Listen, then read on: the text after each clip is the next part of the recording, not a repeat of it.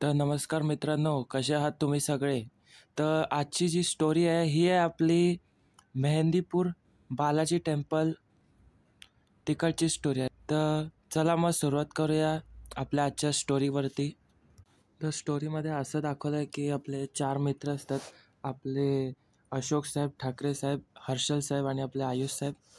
तर हे 4ही मित्र असतात. हे एक दिवस प्लॅन करतात की आपण राजस्थानला जाऊया फिरायला. तर तिकडे बालाजी टेम्पल असतं. हनुमानाचं मंदिर आहे ते. मेहंदीपूर बालाजी टेम्पल. तर ते राजस्थानमध्ये लोकेटेड असतं. ते टेम्पल म्हणजे भूत भगवण्यासाठी, कोणत्याही बाधा असतील, ते सगळे घालवण्यासाठी ते फेमस असतं. तर मग तिकडे सगळे विचार करतात की जाऊन आधी आपण दर्शन घेऊया तिकडे. तर सगळे दर्शन घ्यायला जातात. तर आपले हर्षल साहेब आपले कार चालवत असतात. आपली फरारीची कार असते. तर कारने जातात. तर जाता जाता जाता लगभग तिकडे ट्रॅव्हलिंग करायला त्यांना 7-8 तास तरी लागतात राजस्थानला जायला. सकाळी 6ला निघतात ते. 6ला निघतात ते सीधा कधी बरं 12ला तरी पोचतात. तर जसे ते राजस्थानच्या टोलवरून पुढे जात असतात, टोल नाक्यावरून.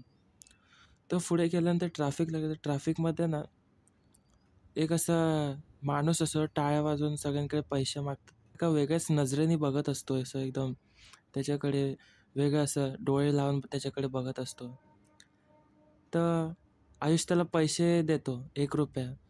"मुझे पैसा नहीं चाहिए, मुझे तेरी आत्मा चाहिए." असं बोलतो. असं बोलल्यावर आयुष घाबरतो. आयुष बिया घालतो आणि जसं आयुष घालतो तो रोतो आणि त्याला टाळी वाजवून बद्दुआ द्यायला लागतो. त्याला बोलतो की तेरे मुंह में से कीड़े पड़ेंगे, कीड़े. सब कीड़े बाहर निकलेंगे तेरे मुंह में से. असं तुला घाण घाण वेगवेगळे श्राप द्यायला लागतो तो. तर आयुष बोलतो, "अरे चल चल." असं झाल्यानंतर गाडी सुटते आणि मग गाडी सुटल्यानंतर मध्येच आहे ना आयुष चक्करून कारमध्येच पडतो मग. तर सगळे मित्र त्याला उठवतात, पाणी-बिणी त्याला प्यायला देतात. तर कार थांबल्यानंतर तो जरा शुद्धीवरती येतो. तर पाणी-बिणी देतात. तर आयुषला विचारतात, "काय झालं?" तर कदाचित उन्हाने झालं असेल, कारण की राजस्थानला खूप गरमी होती म्हणून. तर मग नंतर मग ते बालाजी मंदिरचे ते शेवटी तिथे पोहोचतात.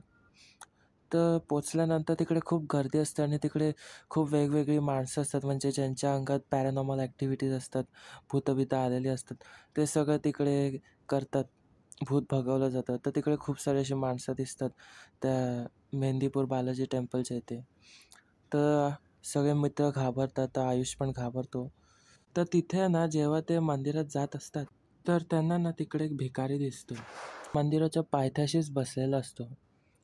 की "ए चलो ₹2 दो रे, ₹2 दो रे." असं बोलतो. तर आयुष आहे ना, ती जो टोपली असते ना, ज्याच्यात सगळे पैसे ठेवलेले असतात, त्याच्या टोपलीवरती तो लाथ मारतो आयुष. तर तो भिकारी चिडतो. तो "मारेगा तू, मारेगा, तड़प तड़प के तू मरेगा." असं त्याला श्राप देतो. आयुष बोलतो, "चल हट बे." असं बोलतो आणि मग ते सगळे एकदम घाबरतात. तर सगळे एकदम मंदिरात जातात सगळे. तर मंदिरात थोडी लाईन असते. तर तिथे खूप सारे म्हणजे पॅरानॉर्मल ॲक्टिव्हिटीज जे असतात ते होत असतात. तिकडे सगळे घाबरलेले असतात. तर असं तिकडचा रूल असतो, की मंदिराचं दर्शन घेतल्यानंतर घरी जाताना पाठीवळून बघायचं नाही आणि तो जो प्रसाद देतात तो खायचा नसतो. असं त्या मंदिराचा रूल असतो तिकडे. तर हे सगळे तर आपले 4ही मित्र जात असतात. मंदिराचं दर्शन आहे ते घेतात. तर तिकडचे जे पुजारी असतात मंदिरातले, ते पुजारी आयुषकडे बघून त्यांना जरा एकदम विचित्र वाटतं. ते एकदम असे पुजारी पण घाबरतात आयुषकडे बघून. तर ते तिघं आयुषला जरा 4ही मित्रांना बोलवतात. म्हणजे दर्शन घेतल्यानंतर बाजूला त्यांना सांगतात, की तुम्ही जरा बाजूला मला भेटायचं आहे. तर 4ही मित्रांना बोलवतात. तर ते आयुषला जरा बाजूला ठेवतात आणि मग तिघा मित्रांना सांगतात आपले हर्षल साहेब, अशोक साहेब आणि ठाकरे साहेब, की तुमच्या मित्रावरती एक मोठं संकट आलं आहे. त्याच्यावर काहीतरी उपाय करावा लागेल. तर ते जे पुजारी असतात, ते बोलतात की तुम्ही दुसऱ्या दिवशी येऊन आम्हाला भेटा परत. तर तिघं मित्र बोलतात, "हो, चालेल." तर ते सगळे जातात. तर आयुष विचारतं, "काय झालं?" ते बोलतात, "काय नाही झालं." ते सगळे जातात तिकडे. तर सगळे ना रूमवरती जातात. तर रूमवरती गेल्यानंतर आहे ना, आयुषला मध्येच ताप भरतो. त्याला ताप भरतो, चक्कर येते. तर ते झोपतात ना, तर झोपेत आहे ना त्याला घाम येतो असं एकदम. त्याला खिडकीतून म्हणजे असं वेगवेगळे आवाज येतात झोपेत त्याला. जेवतात, झोपतात सगळे. तर आयुषला आहे ना असं खिडकीतून आवाज येतो, आयुष बाहेर ये, असं त्याला खिडकीतून आवाज येतो. तर मध्येच त्याला असा दरवाजा ठोकण्याचा आवाज येतो, ठक ठक ठक असा येतो, आयुष दरवाजा खोल, असा आवाज येतो त्या आयुषला. तर आयुष एकदम घाबरलेला असतो. तर नंतर उठून बघतो तर अरे तर स्वप्न होतं. तर दुसऱ्या दिवशी आहे ना सगळे मित्र एकत्र परत त्या मंदिरात जातात. तो आयुष त्यांच्या मित्रांना सांगतो की असं असं त्याला स्वप्न पडली. तर सगळे मित्र बोलतात त्याला की चल आपण परत मंदिरात जाऊया, तिकडच्या पुजाऱ्यांना आपण सांगूया. तर तिकडच्या पुजाऱ्यांना सगळं तो घडलेला प्रकार सांगतो की त्याचं स्वप्न असं असं पडलेलं. तर ते पुजारी सांगतात की याच्या पाठीमागे यक्षिणी लागली, यक्षिणी. तर ते ऐकून सगळे मित्र घाबरतात, आयुष पण घाबरतो. तर ते ऐकल्यानंतर आहे ना आयुष एवढा घाबरतो की चक्करून पडतो. चक्करून पण सगळे त्याला उठायचा प्रयत्न करतात, पण तो काय उठत नाही. आणि जसं तो चक्करून पडतो ना, तर त्याचा चेहरा असा एकदम वेगळाच काळा काळा एकदम वेगळाच पडायला लागतो एकदम. त्याचे डोळे एकदम सफेद होतात. आणि तो आहे ना असं नंतर उठायला लागला ना त्याच्यात, तसे ते पुजारी असतात ते गंगाजल छिडकतात ना, तसं एकदम वेडीवाकडी हरकते करायला लागतं. म्हणजे विचित्र वागणं असतं भूतांसारखं तसं. तर एक प्रकारे तो पजेस झालेला असतं, त्याला कोणीतरी झपाटलेलं असतं. तर सगळे एकदम घाबरलेले असतात. तर पुजारी आहेत ना, त्यांच्या मंदिराचा एक पवित्र कमरा असतो. सगळे लगभग 5-6 पुजारी येऊन त्या आयुषला पकडतात आणि त्या कमऱ्यामध्ये ढकलतात. तर आयुष जोरदार किंचाळतो. सगळे लोक ऐकून घाबरतात. त्या कमऱ्यामध्ये त्याला बंद करून त्या पुजारीने लॉक लावलेला असतो. तर लगभग तो तिकडे बिना जेवण लगभग 6 तास थांबतो. तर तिकडून मग आयुषचे रडण्याचे, किंचाळण्याचे असे वेगवेगळे आवाज येत असतात. तर जसं तो दरवाजा परत ठोकायचा प्रयत्न करतो, पण खोलत नाही. तर जसे मग 7-8 तास होतात ना, ते पुजारी आणि आपले 4 मित्र जे असतात आपले हर्षल साहेब, अशोक साहेब आणि ठाकरे साहेब, ते त्या पुजारींसोबत त्या कमऱ्यामध्ये जातात. तर पुजारींसोबत लगभग 6-7 पुजारी पण जातात. त्याच्यावर मंत्र-बिंत्र छिडकतात. तर जसे मंत्र छिडकतात तो जोरदार किंचाळतो आणि त्याच्या तोंडातून कॉकरोच, गांडोळं असे त्याच्या तोंडातून किडे-मकोडे बाहेर निघायला लागतात. त्याचं ते दृश्य पाहून सगळे घाबरलेले असतात एकदम. सगळे एकदम खूप प्रचंड घाबरतात एकदम. ते कारण की तो जो एक्सपिरियन्स एकदम हॉरर होता. ते दृश्य त्यांनी पहिल्यांदाच बघितलं असतं त्या प्रकारे. तर मग ते गुरुजी जे असतात पुजारी, ते बोलतात की आपल्याला एक मोठी पूजा करावी लागेल.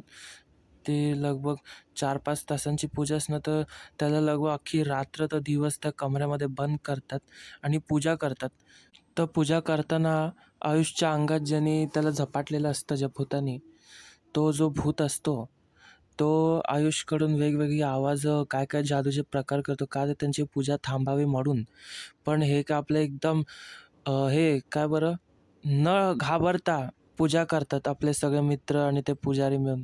मग ते पुजारी जे असतात ते आयुषच्या अंगात ज्यांनी झपाटले आयुषला, त्याला विचारतात की तू क्यों इसके शरीर को ये अपना घर बनाए, तू क्यों इसके शरीर में आई है. तर ती एका बाईची आत्मा असते. तिने आयुषला झपाटलेलं असतं.